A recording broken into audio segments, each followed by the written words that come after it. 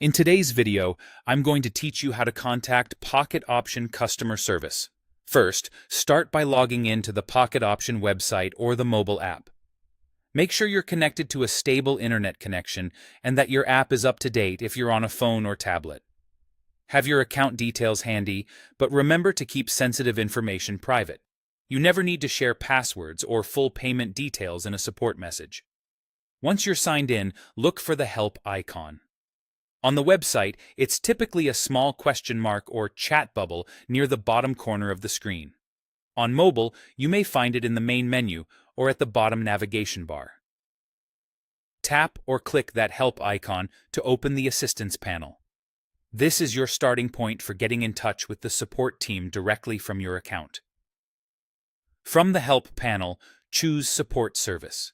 This will take you into the dedicated support area where the platform handles all customer inquiries. If you see multiple options, the one labeled Support Service is the place to go when you need a real person to review your case, troubleshoot issues, or clarify account-related questions. Next, select Create a new support request. This opens a form where you can input your concern.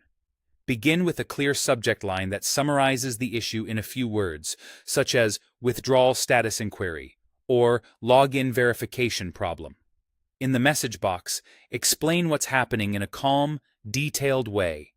Include what you expected to happen, what actually happened, and any steps you already tried. Adding specifics like the date and time the issue occurred, the device and browser or app version you're using, and any on-screen messages you saw can help the support team resolve your request faster. If the form provides a category or topic drop-down, choose the one that best matches your situation.